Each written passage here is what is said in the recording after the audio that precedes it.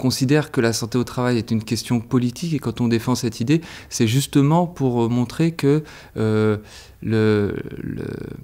la tendance à la technicisation de ces débats a pour corollaire une dépolitisation,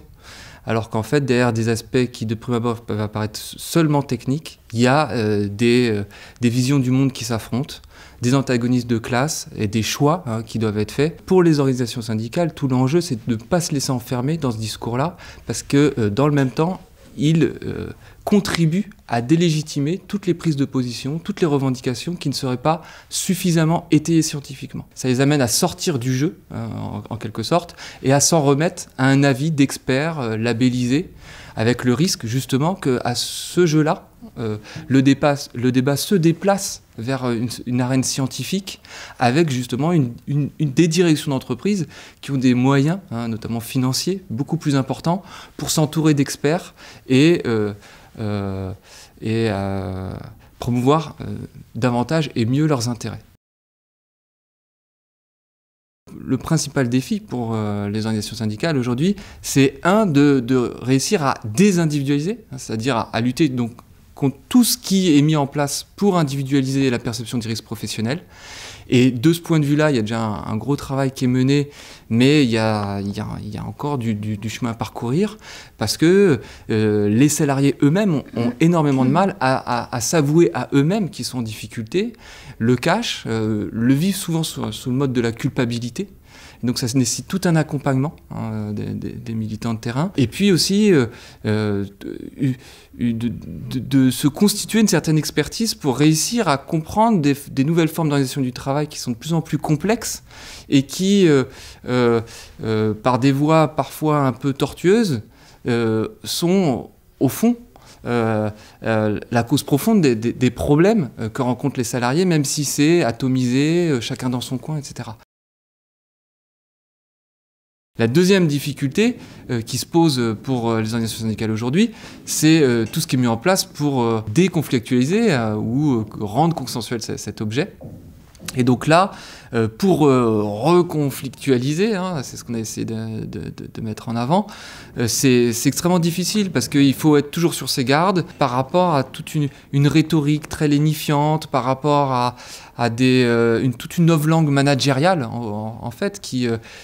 tord les concepts, qui se réapproprie, qui récupère les critiques pour les amener ailleurs. Donc ça se transforme souvent en des pièges pour les salariés. Et les syndicats, en quelque sorte, ils doivent être toujours au garde à vous, sur le pied de garde, prêts à traquer les failles, les pièges, puisque souvent le diable se cache dans les détails. Et c'est vrai dans le discours managérial, mais aussi dans la manière dont les réformes au niveau de l'État sont présentées, avec souvent toute une rhétorique de légitimation, des éléments de langage en tout cas, qui visent en tout cas rendre évidentes ces réformes, nécessaires, incontournables. Pour ma part, je pense qu'il faut repolitiser la question en adoptant une démarche qui est peut-être pas tout à fait traditionnelle dans la plupart des organisations syndicales, puisqu'il s'agirait de repartir de la base. D'aller pour les militants au plus près du travail quotidien des salariés et faire remonter dans une démarche qui n'est pas descendante, comme les organisations syndicales ont plutôt pris pour tradition de le faire, mais dans une démarche ascendante, donc remonter les problèmes de la base jusqu'au sommet de l'organisation syndicale.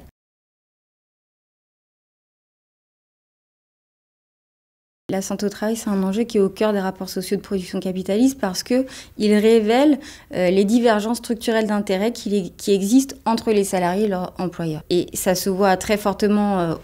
ça se cristallise très bien autour des questions de santé au travail quand on voit que les salariés, eux, tentent dans ce rapport de subordination qui les lie à l'employeur, défendre leurs intérêts.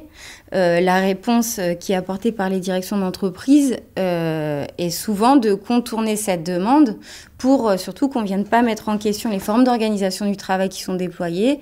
et les objectifs productifs qui, in fine, permettent de faire du profit. Donc je crois que c'est un objet qui permet de remettre au jour cette lecture des relations au travail qu'on a tendance à oublier ou à souvent discréditer aujourd'hui.